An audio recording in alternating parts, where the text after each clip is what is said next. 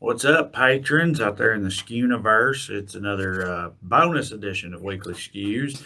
Looking forward to getting into some stuff about Mark's favorite subject, Q World, the state of the Q-nion, we're calling it. You know, Mark's got some good shit for that. But first, it is Cinco de Mayo. As we're recording this, you got big plans, Mark? You big Cinco de Mayo guy?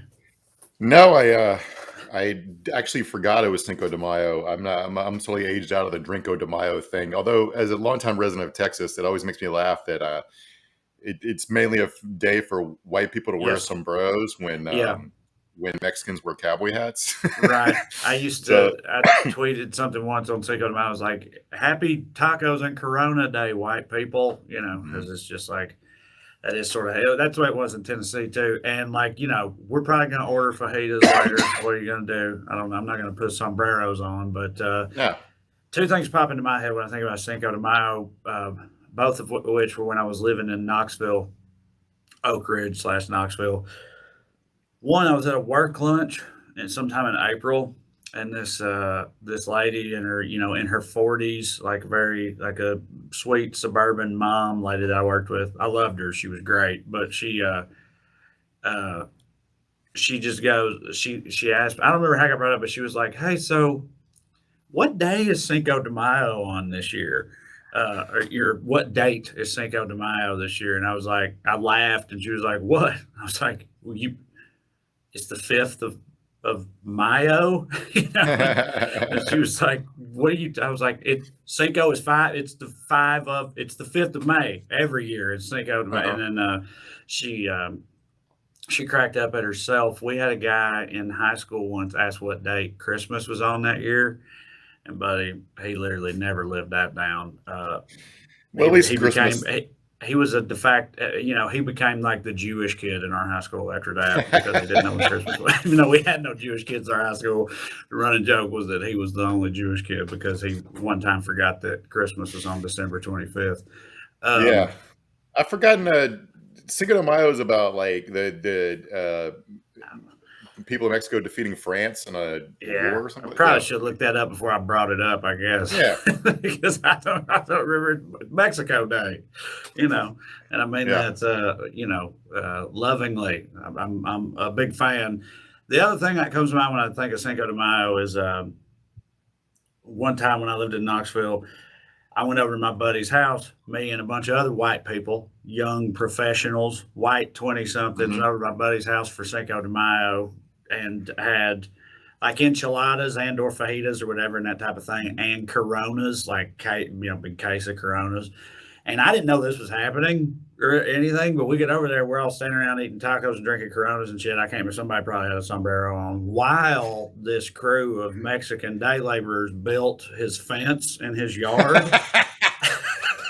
And I always tell people I think that's the most Republican thing I've ever done. That's the most Republican I've ever felt was on that day. Yeah. My understanding is it's not even a big holiday in Mexico, so they probably didn't even know what you guys were celebrating. Probably, yeah. It's like St. Patty's Day is like huge in New York, but Ireland is like, I don't know. What is that? Yeah. Yeah.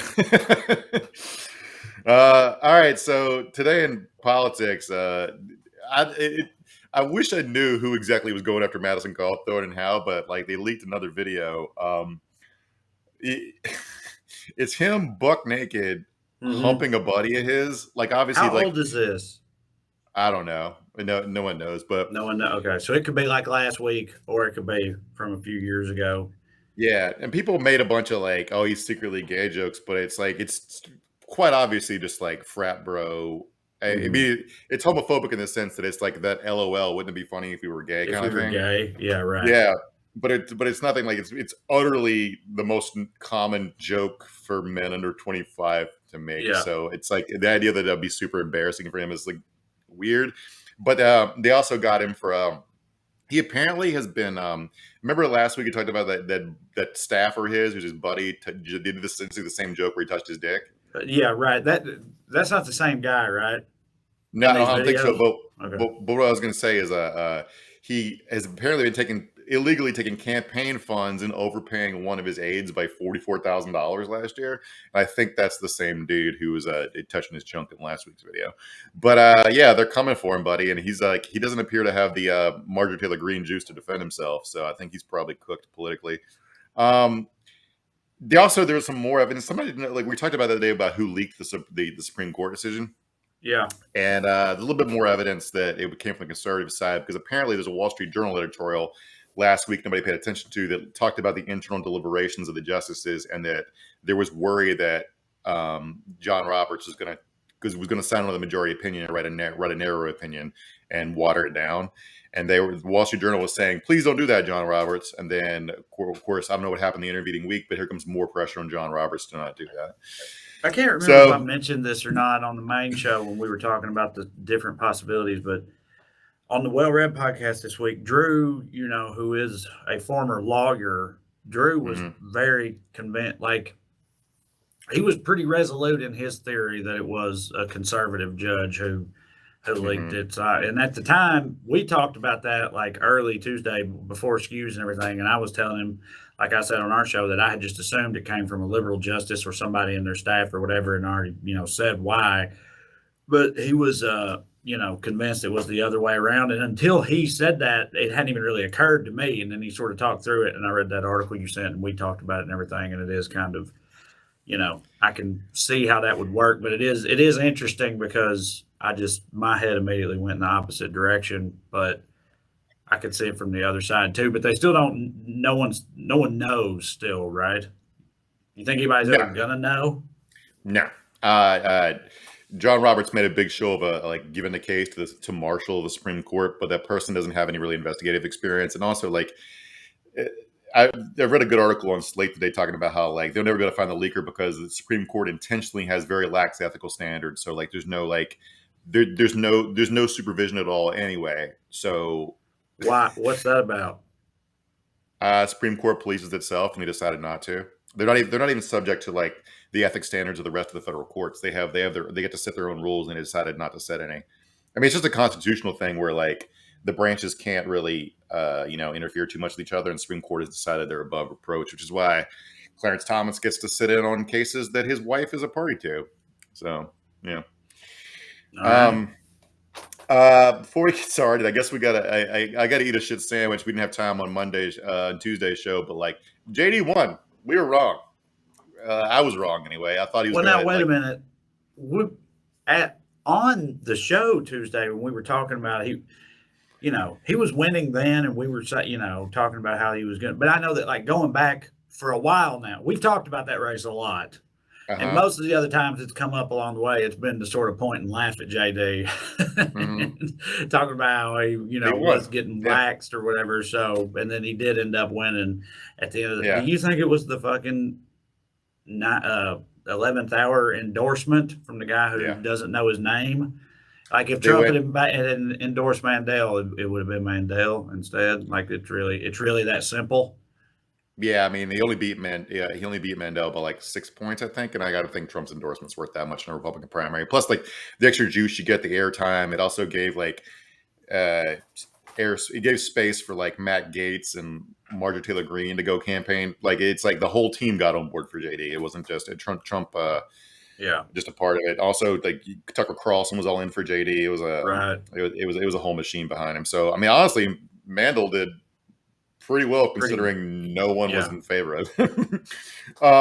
But also, in the aftermath of JD winning, there was some interesting a super PAC that worked for him did a bunch of sometimes you do self-oppo research, or maybe they did oppo research from JD before they signed on to him, but it got leaked the whole PowerPoint presentation, and it's got some really awful shit in there. For example, apparently he did lobbying for Purdue Pharma.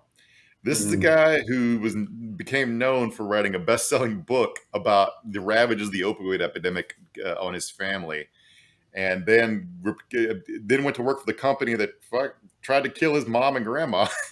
But apparently JD's whole thing is, I guess, I fucking hate my family. Not having integrity. Yeah. But also, saying one thing and being another way repeatedly. Well, it's that, but flip-flopping also like a motherfucker and being utterly inconsistent. I hate my family really resonates with Yeah. people, I guess. But I appreciate big ups, Big Pharma, for fucking my kill my grandma. She mom. was a bitch anyway. Yeah. Oh yeah, so that's gonna be. But also, like, JD is fucking dangerous. His lack of belief in anything other than quest for his own power is like that's a problem. The guy will say anything, even to up to and including he tweeted out support for QAnon back during the Jeffrey Epstein stuff. So yeah, so I guess that's a good segue. Let's get into it. Well, hang on. Wait, he's gonna win, right? In all likelihood. Like, I because I mean, know Ohio, Ohio used to be like the swing state, the yeah, purple state. In every election, it was always about Ohio, but Ohio's pretty red at this point, isn't it? Like, he's yeah. probably Tim Ryan don't have a good shot, does he? They have their other senator is Democrat, isn't that true? That's Sherrod Brown, right? Um, so yeah, I don't know. I mean, I think a lot of this is going to come down to the personalities of the dudes because Tim Ryan's a centrist and JD is utterly unlikable. So I think how they play on TV is going to have some impact. But yeah, that definitely leans Well, Republican. one of the only things that I remember about Tim Ryan, I mean, as long as I'm thinking of it, he ran for president, right? Or he was in the Democratic primary last time, early on in the Democratic debates. Or am I thinking of I, the wrong guy? Hang on, I let me can't look him up remember. real quick. Let me make sure because I don't want to say uh, the wrong shit. He was in. You remember early on when they had the They had yeah. so many people running. Yeah, I know, and when Marianne Wilkinson or whatever, or Williamson. Yeah. yeah, like when she was in there, and Andrew Uh Yang huh. and all them, Tim Ryan was also in those. And the only thing that I remember about him is that he was the only person who talked in that whole affair. He was the only person who talked about like working class white people type shit, like being from Mm-hmm. Ohio and like beating that drum some, which is always going to like stick out to me. And it did stick out to me. And then I remember he also really put his foot in his mouth about nukes or something. I can't remember. He said some real dumb shit and sunk himself too.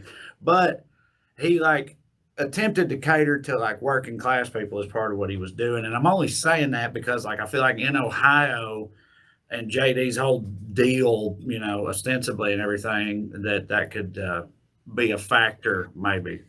Yeah, I mean, I don't mean to break your heart, but like the old way of thinking about things doesn't work because people don't believe the shit they used to believe, which is kind of what we're going to talk about today. Like people's actual beliefs about stuff are fucking insane, which is part of the Democratic Party's consultants are like so far behind the eight balls because they don't. They're like, we need to get back to kitchen table issues and like Medicaid, and meanwhile the voters are like, Hillary Clinton drinks baby blood, and it's Yeah. like what are you talking about there? You like they totally Yeah, duck all but the culture war well, stuff. okay, but what the fuck what are you supposed to say to those people? First of all, like, what percentage of people are we talking about? I mean, because we're about to get into a bunch of Q stuff. Like, I know it's less fringe than any sane person would like it to Mm-hmm. be and all that stuff.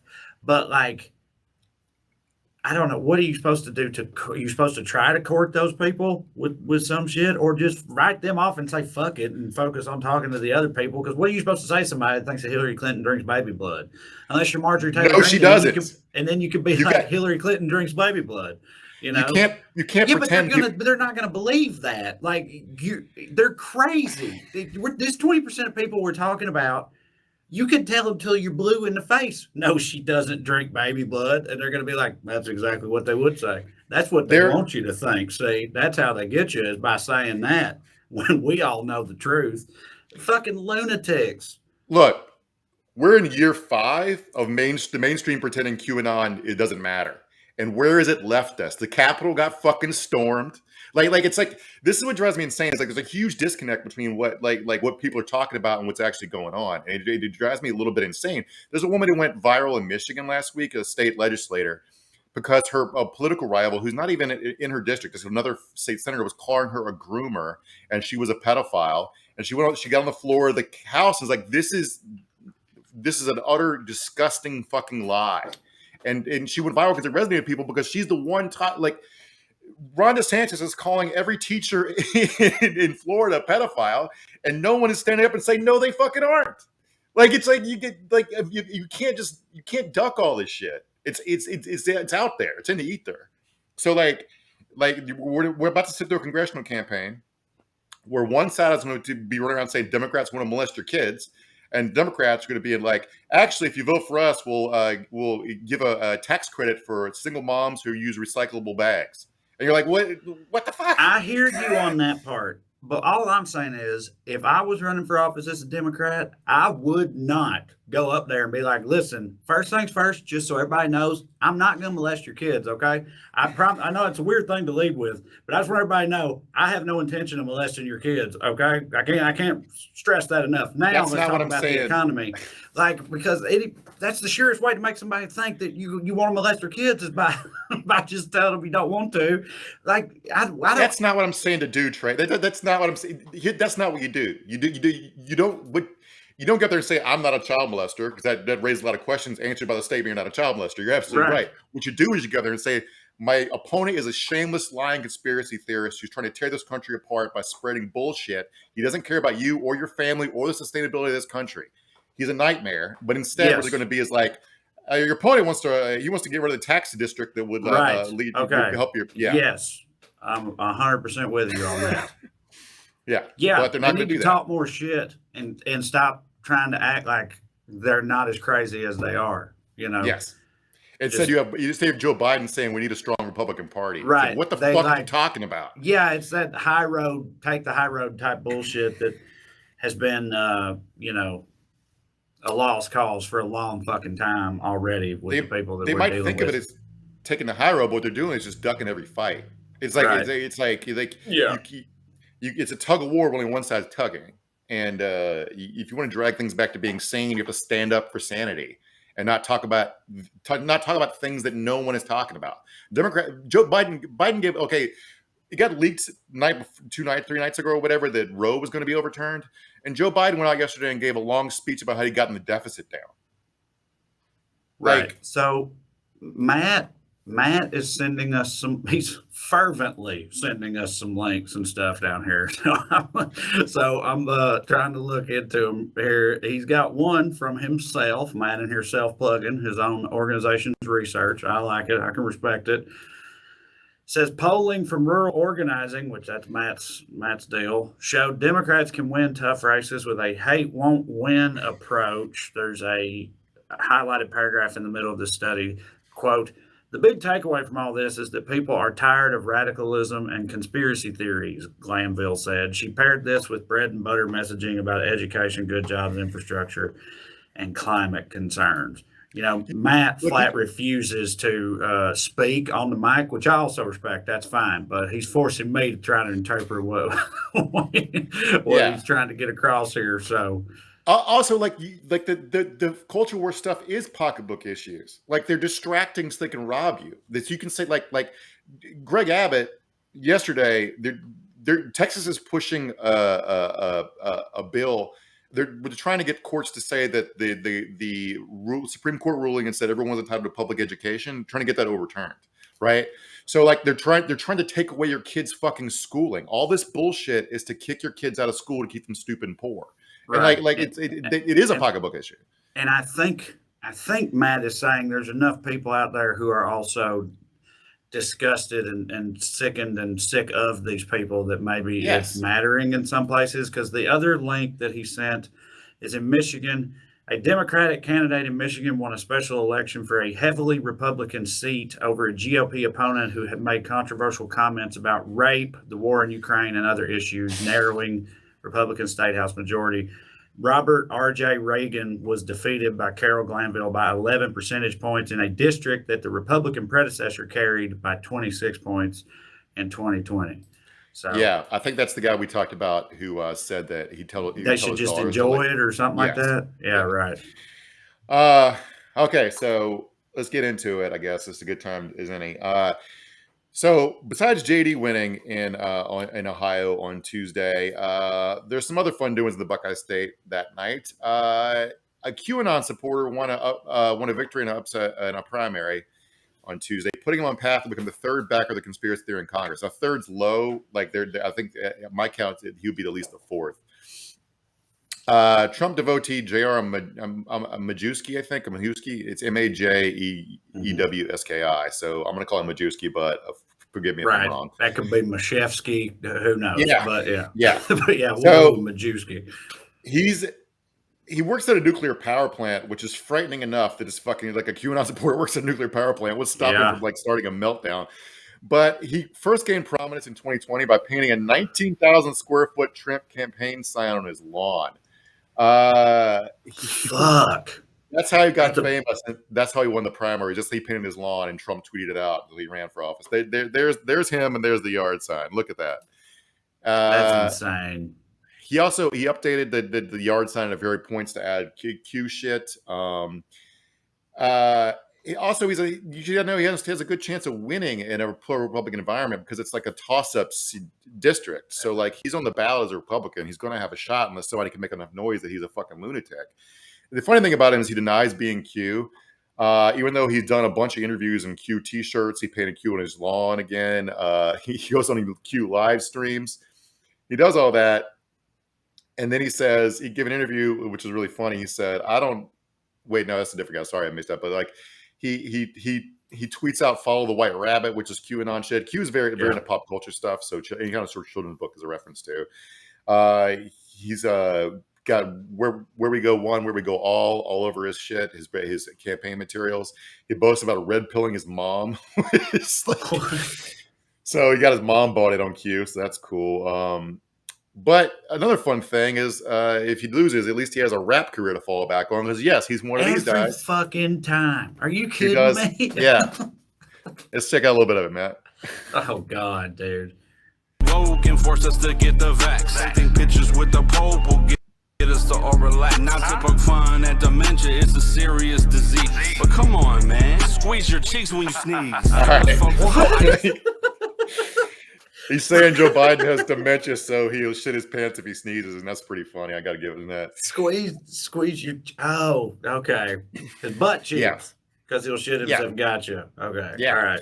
So that is kind of funny, I guess. I thought he was doing a like anti-mask thing. Like I pictured these cheeks, and you sneeze from your mouth, and sneezing is bad. And I thought they had come up with something where it's like you don't need to wear a mask, you just squeeze your cheeks, and that makes the COVID go away or something. That's where my brain went because that's how stupid everything has gotten. Nah, I mean, I guess your explanation makes some sense, but I think there's a pan-shitting I joke. think you're right. I'm just saying, like, it's funny that that's even the first thing I assumed because it's really stupid. Yeah, but that's they be like that. So this guy won a Republican primary. He got 35% of the vote. So he won by a bigger percentage than JD did. And I want to say there was a Twitter debate last week. Nate Silver, who's the pollster, who everyone makes fun of for being a dork because he is a fucking dork, but at least he knows this shit about polls. But he's talking about how like he thinks that the panic over disinformation is exaggerated because it doesn't appear to swing in actually elections. Again, this guy just wanted and an NBC reporter who covers disinformation was like, Nate, you should go out and talk to people because what they believe is wild. Because you can't always tease this shit out in polls. You should ask them very specific questions about insane shit, which mainstream pollsters don't do because they're still stuck into like 1996, just like the Democratic Party consultants are. Right. But here's some data. Somebody did actually poll it. Belief in QAnon has strengthened in the United States since Trump was voted out, study finds. The QAnon conspiracy myth movement continues to thrive in the U.S. and has even strengthened more than a year after Donald Trump left the White House, according to the largest ever study of its followers. Some 22% of Americans believe that a storm is coming. 18% think violence might be necessary to save the country, and 16% hold that the government, media, and financial worlds are controlled by Satan-worshipping pedophiles. This is according to the Public Religion Research Institute. And it's good this is a religious group because they actually know how to poll Q because that's what Q is. It's a fucking religion. Right. This part killed me. Talk about how insane people are. Some 26% of QAnon believers have a favorable view of Joe Biden. So what? Yeah. How? But that's like, well, because there's a lot of people who think that like whatever you're looking at isn't real. So there's a lot of people who, like, for example, who thought Robert Mueller's investigation was a cover because he was teaming up with Trump to take down the pedophile cabal. So like they had a favorable view of Robert Mueller because they thought he was on the inside working with Trump against the deep state. Like there's probably people who think that Joe Biden taking the presidency was part of Trump's plan. He's Trump's partner in a plan to take down the pedophile cabal. So Media Matters did a roundup of all the candidates running nationwide who are a Q affiliated this year, and it's fucking it's not just a handful. Majewski is the second new Q supporter to win a spot in a ballot so far, but it's early in the primary season. The other ladies from Texas, we'll talk about her in a minute.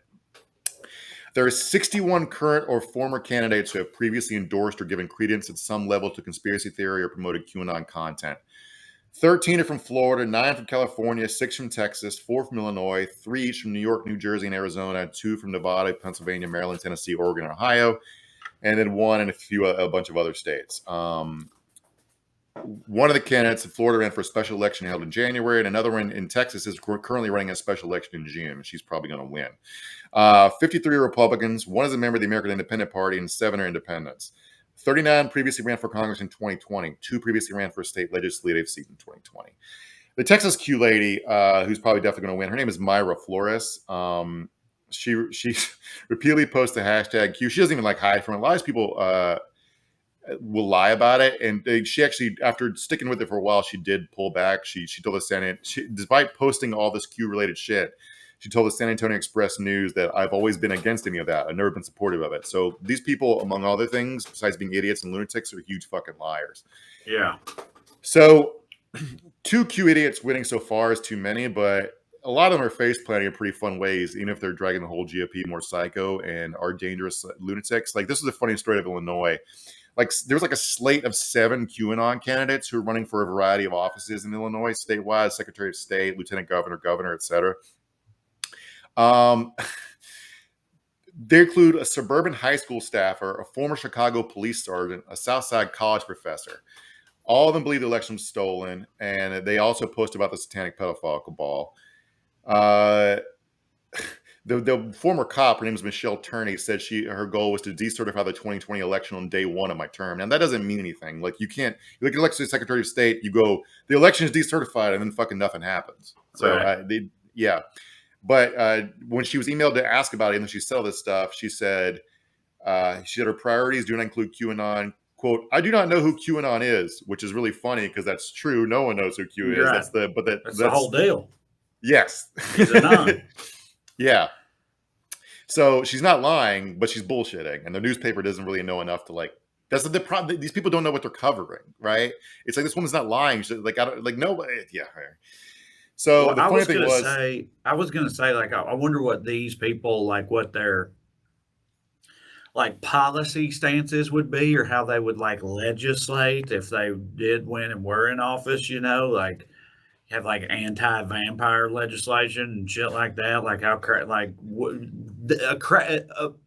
an entire coalition of crazy people doing the job of Congress people is like just wild to think about. Of course, I mean, our actual Congress people, they don't do the job either. But I see on her campaign materials here, she has pledged to sell all voting machines and implement fair elections for legal voters on paper ballots. So, I mean, I guess I should have guessed that it would be heavily that, overturn the election, just other such shit. I mean, if you just named a crazy Q lunatic like dictator America, I think like their actual governing agenda would be stuff like crack down humongously on immigration, right?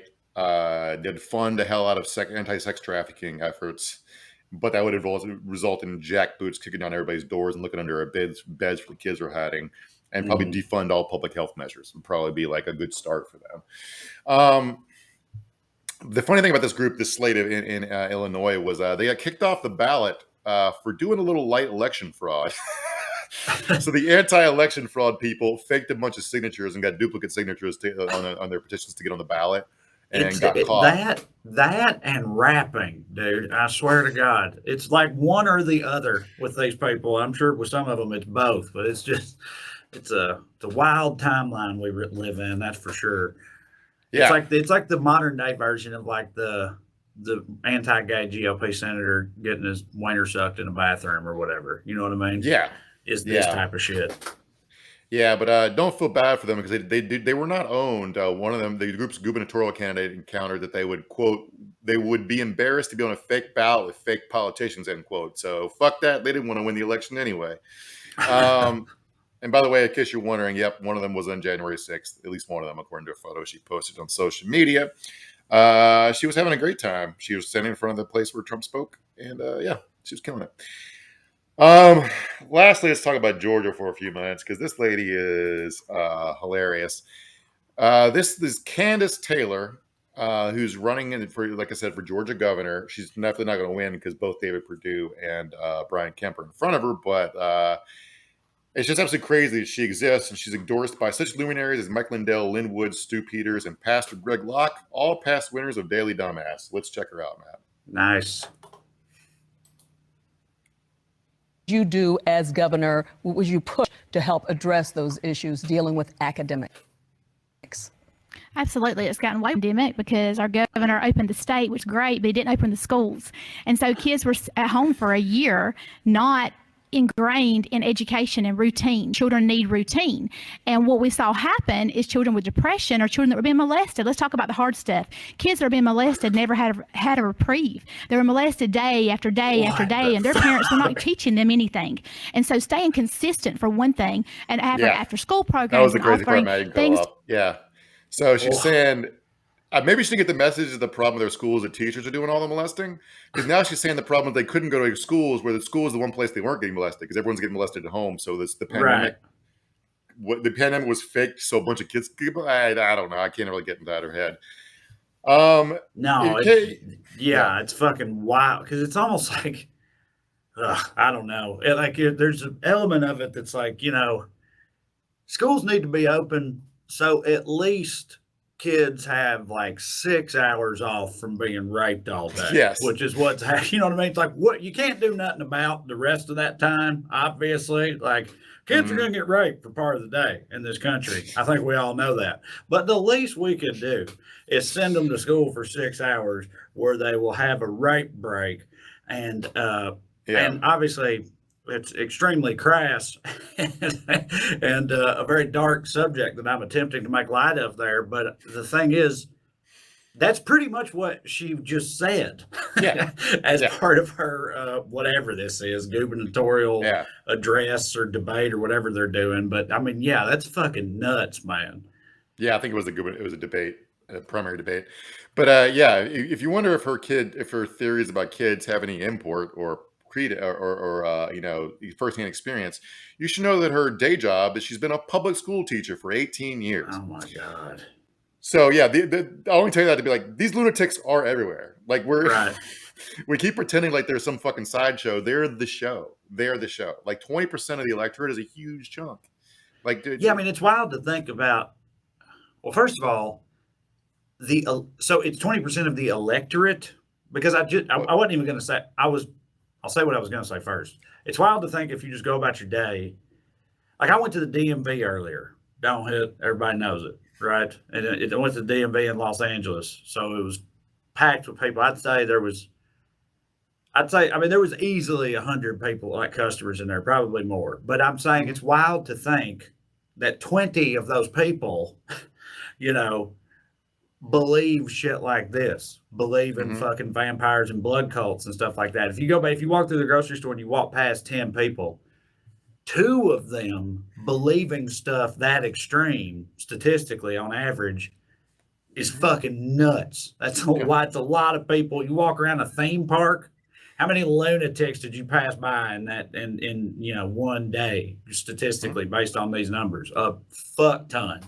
And that's very disconcerting to think about. But it popped into my head when I was going to say that. You said the electorate. Is it 20% of the electorate? Because the biggest chunk of Americans just don't even vote or participate in politics, right? And I'm wondering if those people are more or less likely to believe the crazy bullshit. Like, is it even more than we think? Or if you're this radicalized and insane, you're going to be politically engaged. So, this is the preponderance of the lunatics in the country are the ones that we know about. Remember a bunch of people that involved in the Capitol riots that didn't even vote in November, but they didn't care about politics left in November. Between November 2nd or whatever And January 6th, they got so radicalized they tried to overthrow the government. That's so crazy. Yeah. So Candace Taylor, here's her platform. GOP governor candidate takes aim at Luciferian regime and satanic elites. Yeah, I can't help but wonder if Corey dated this chick or something. This is in Georgia, right? I couldn't tell how old she is. She's around the right age, and also she's clearly insane. And she talked, they opened the state up, but they didn't open the schools, honey. And she just, I don't know. She just seems like her and Corey would have crossed paths, and in yesteryear. In the Republican primary, she's polling at 5%, which sounds low, but remember, these are people like. Those 5% are very dedicated because her sole campaign platform is this shit. Like, she doesn't have other than I'm going to protect your gun rights and stuff. Like, her main thing, if your first link on her website is, she says her first act as governor is going to be Executive Order 10 to defeat Satan by, quote, abolishing the Georgia Guidestones. All right. If you don't know the Georgia Guidestones, I didn't know about this. I texted Corey and he'd never heard of them. But it's hold on, wait. Okay, I've definitely heard of this. Mm-hmm. They're big obelisks or big rocks out in the middle of nowhere in Georgia that have various religious scriptures or iconography or something like that on them, but nobody knows exactly what the deal is with them, or they do. Right. I don't remember the origin and all that. But I'm about to tell you. It's people call it Georgia's Stonehenge or American Stonehenge. It looks kind of like it's a series of rocks. It looks very like Stonehenge, and it's got a bunch of sort of stuff that would be at home in a Q form, a bunch of nonsense, disconnected. Some of it's about population control, about tyranny, yada yada. Some anonymous person years ago paid a die way more. Here's the fun story. Let me find it. One slab stands in the center with 4 arranged around it. A capstone lies on top of the 5 slabs, which are astronomically aligned. In addition to the stone tablet, which is set in the short distance to the west of the structure, provides some notes on history and the purpose of the guidestones. The structure is sometimes referred to as American Stonehenge. What happened was, in 1979, a man using the pseudonym R.C. Christian approached a granite finishing company on behalf of, quote, a small group of loyal Americans and commissioned the structure.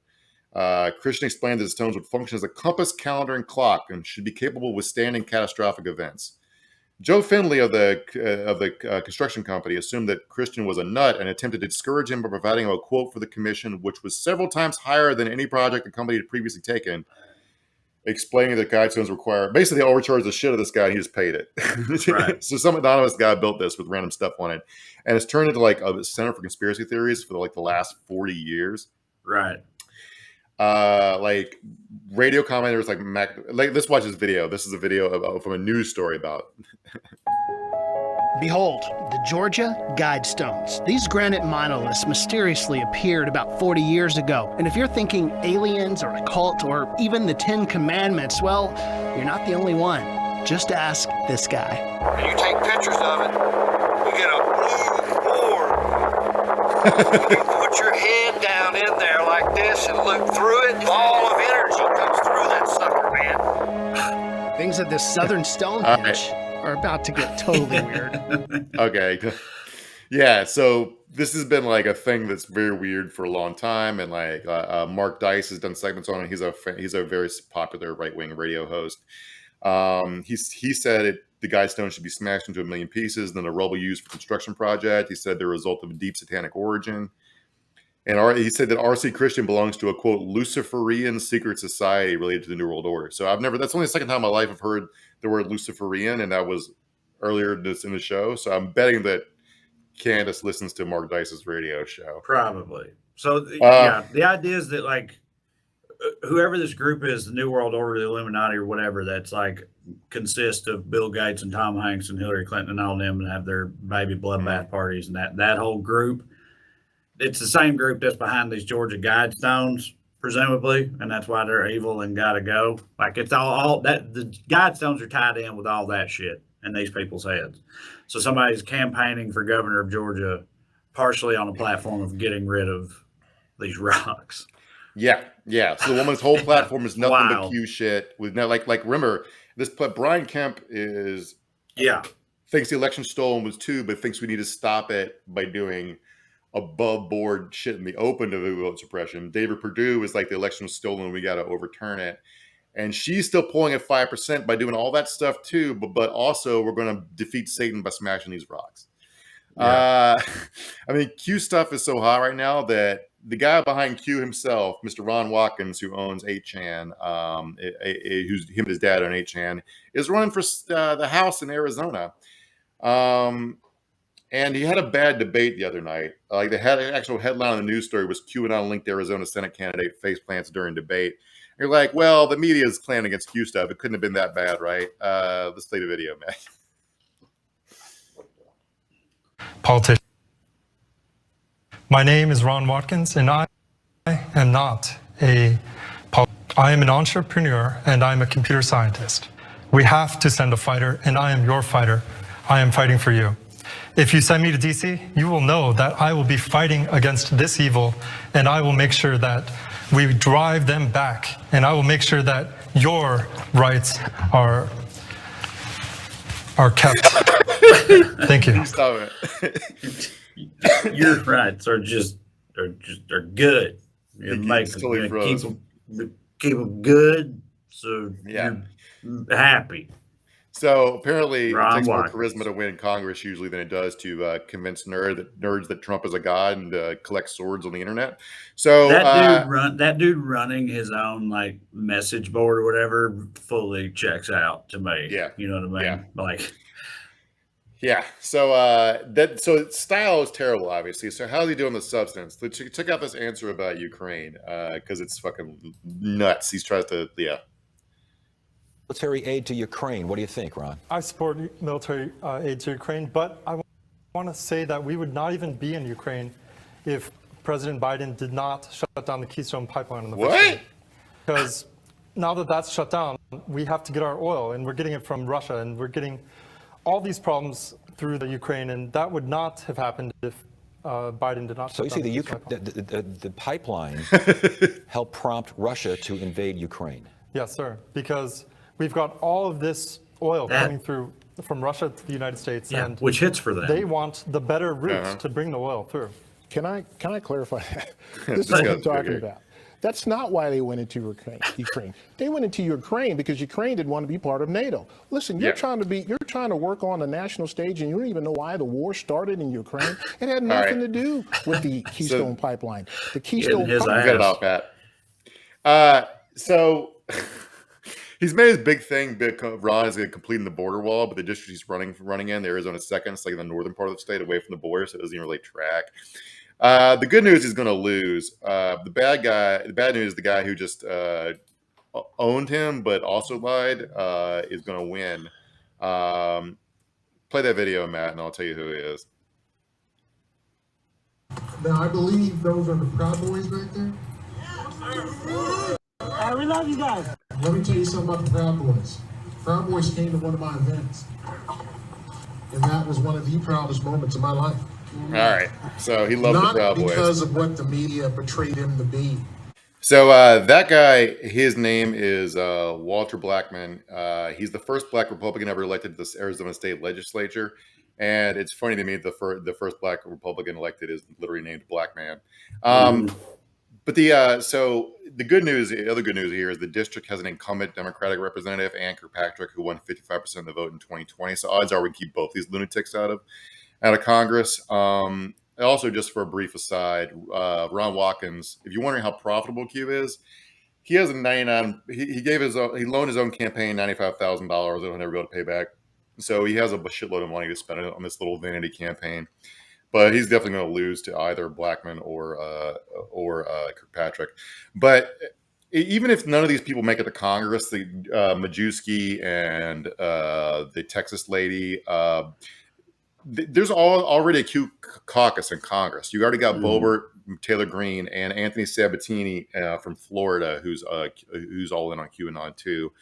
So like we're 5 years into QAnon, and Democrats have no response to it, no idea how to stand up for themselves.